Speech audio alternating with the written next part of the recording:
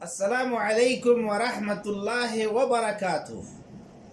الحمد للہ حمدا یلیق بعظمتہ وجلالہ والصلاة والسلام علی نبینا محمد وعلی آلہ وصحبہ اجمعین، اما بعد فاعوذ باللہ من الشیطان الرجیم وللہ علی الناس حج البیت من استطاع الیہ سبیلا ومن كفر فإن الله غني عن العالمين۔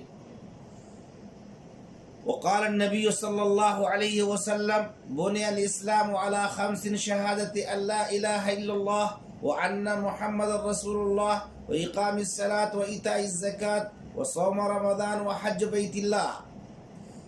معزز سامعین، میرے دینی بھائیوں، یہ پروگرام مشروع اسلمت فعلمنی بدیہ کے تحت چلنے والا ایک اہم پروگرام ہے جو دنیا کے زندہ زبانوں میں ہر زبان میں موجود ہے۔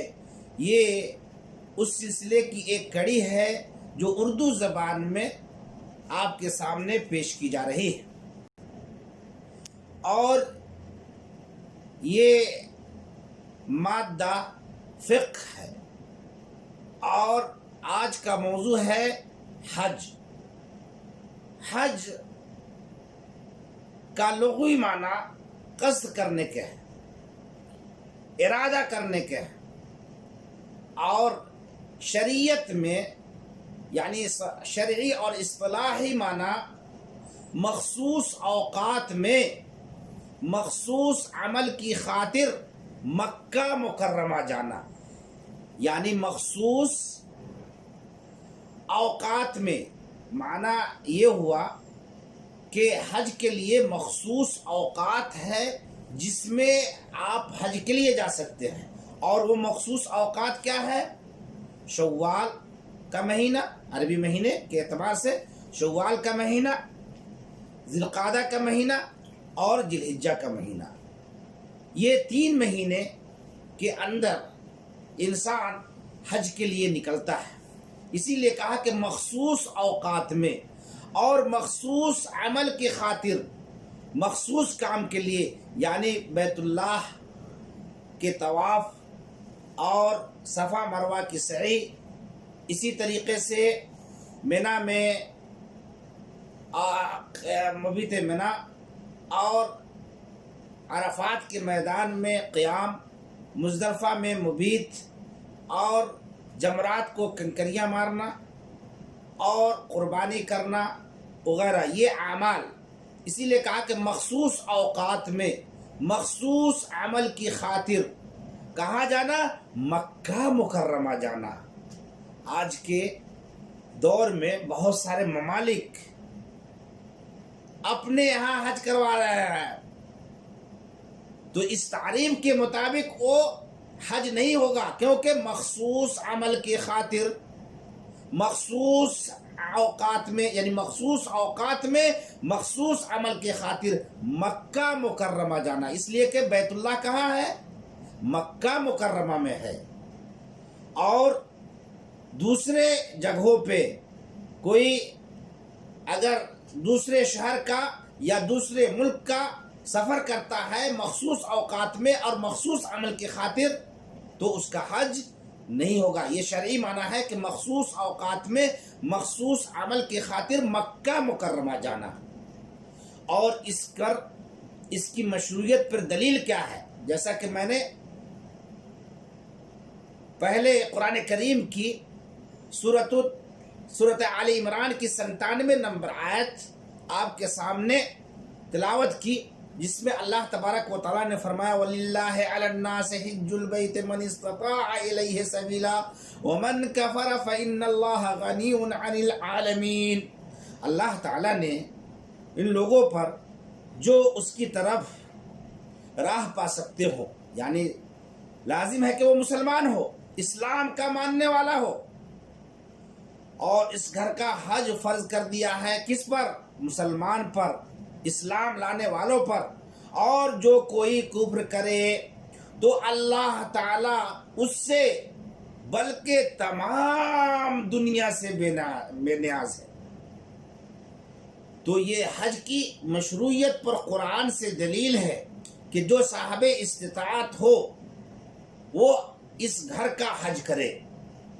اور حج کی مشروعیت اور اس کا مقام، یہ حج زندگی میں ایک بار فرض ہے.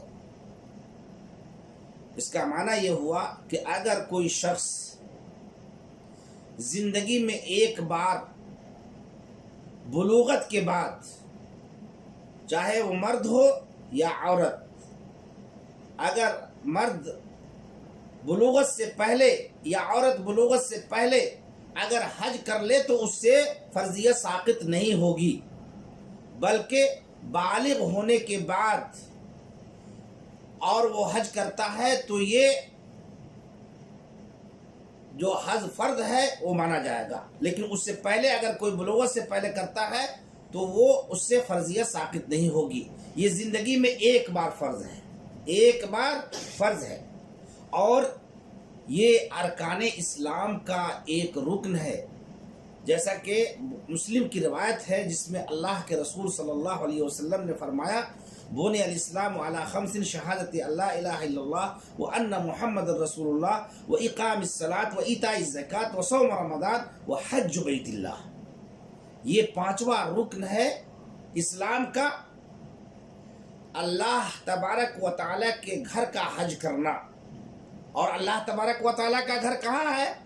اجمیر شریف میں نہیں، مکہ مکرمہ میں، مکہ مکرمہ میں. اور یہ حج سن 9 ہجری میں فرض کیا گیا.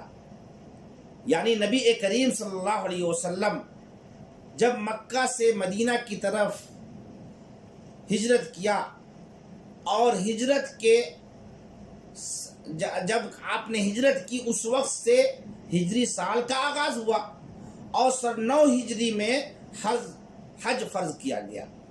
اب حج کی فضیلت کیا ہے؟ محمد الرسول اللہ صلی اللہ علیہ وسلم کی زبانی آپ سنیے کہ حج کے بارے میں آپ صلی اللہ علیہ وسلم کا فرمان کیا ہے. اس کی فضیلت کے سلسلے میں نبی کریم صلی اللہ علیہ وسلم نے صحیح حدیث میں جسے امام مسلم نے روایت کی ہے فرمایا من حج فلم يرفث ولم يفسق رجع كيوم ولدته امه. اللہ اکبر. غور کیجئے، اللہ تبارک و تعالی کے رسول محمد رسول اللہ صلی اللہ علیہ وسلم نے فرمایا جس کسی نے حج کیا، یعنی جس کسی مسلمان نے، چاہے وہ مرد ہو یا عورت یا کسی بھی جنسیہ اور کسی بھی ملک کا رہنے والا ہو، اور اس نے حج کیا اور دوران حج اس نے شہوت کی باتیں اور جماع اور ہم بستری نہیں کی، اور نہ ہی گالی گلوچ اور گناہ کے دیگر کام کیے، تو وہ شخص اپنے تمام گناہوں سے پاک و صاف ہو کر اس دن کی طرح لوٹتا ہے جس دن اس کی ماں نے اسے جنم دیا تھا. اللہ اکبر. کیا غور کیجیے، ذرا سوچئے کہ حج کی فضیلت کتنی بڑی ہے کہ انسان حج کرنے کے بعد جب وہ گناہ، شہوت، جماع اور دیگر گناہ سے بچتے ہوئے حج کرتا ہے تو وہ ایسا ہی ہوتا ہے جیسا کوئی بچہ اپنی ماں سے آج جنم لیا ہو.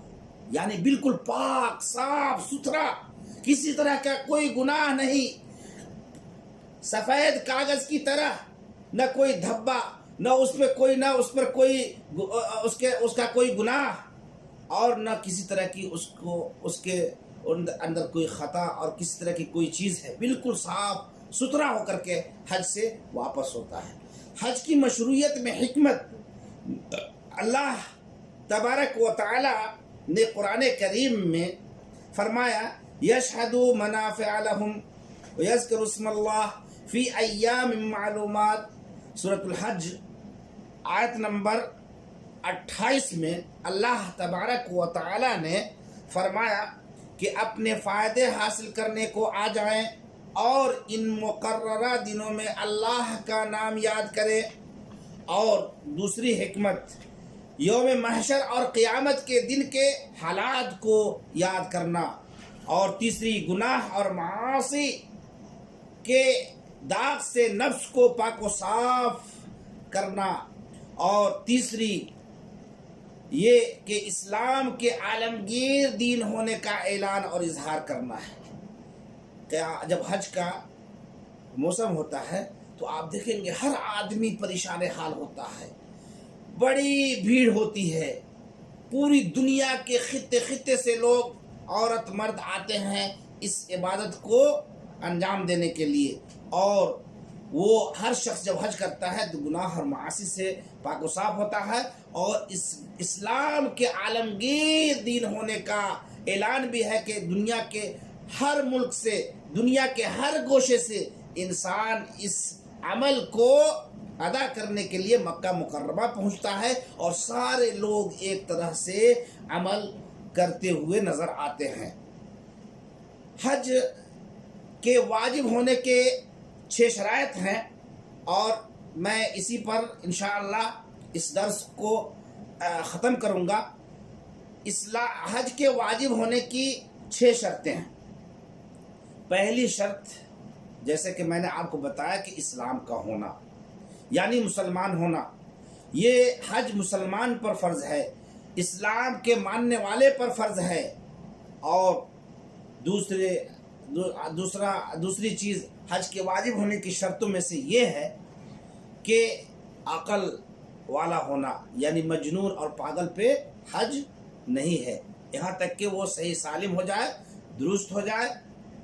اور اسی طریقے سے بالغ ہونا، بلوغت سے پہلے اگر کسی نے حج کیا تو اسے حج کی فرضیت ساقط نہیں ہوگی. لازم ہے کہ وہ بالغ ہونے کے بعد حج کرے. اور مرد کے لیے بلوغت کی علامت یہ ہے کہ زیر ناف کے بال آنا اور احتلام کا ہونا. اور عورت کے لیے کہ حیض کا آنا یہ اس کی بلوغت کی علامت ہے. اور اس کے بعد اگر کوئی حج کرتا ہے تو اس کا حج کی فرضیت ثابت ہو جائے گی. اور تیسری چیز یہ ہے، اور یہ جو 3 چیزیں بیان کی گئی ہیں میرے بھائیوں، کہ اسلام کا ہونا، عقل کا ہونا، بلوغت کا ہونا، یہ مذکورہ یہ جو 3 چیزیں ذکر کی گئی ہیں آپ کے سامنے، یہ تمام چیزوں کو شروط التکلیف کہتے ہیں. یعنی وہ حج کی ادائیگی کا اب وہ مکلف ہے اگر 3 چیزیں پائی گئی: اسلام، عقل اور بلوغت. اور چوتھی چیز استطاعت کا ہونا، یعنی صحت، دولت اور راستہ کا پرسکون ہونا. اور 5ویں چیز آزاد ہونا، یعنی غلام نہ ہو. اور 6ٹھی اور آخری شرط یہ ہے کہ عورت کے لیے محرم کا ہونا.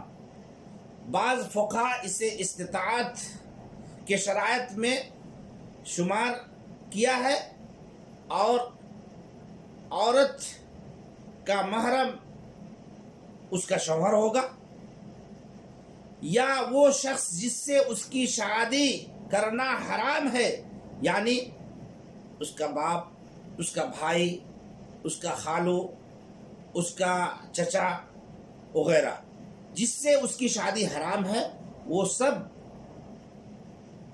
محرم ہو سکتا ہے. لیکن اس کا بیٹا، لیکن شرط یہ ہے کہ وہ اسلام کا ماننے والا ہو، مسلمان ہو، عقل والا ہو اور بلوغت ہو، تبھی جا کر کے وہ محرم ہو سکتا ہے. جب اس شخص میں یہ شروط یعنی اسلام، عقل اور بلوغت پائی جائے تو یہ 6 حج کے واجب ہونے کی شرطیں ہیں. اور انشاءاللہ اس کے بعد آپ کے سامنے میں بیان کروں گا کہ حج کے ارکان کیا ہیں، اس کے واجبات کیا ہیں، اس کے اقسام کیا ہیں، اور احرام کسے کہتے ہیں اور محظورات احرام کیا ہیں، انشاءاللہ اسے آئندہ ہفتہ بیان کروں گا۔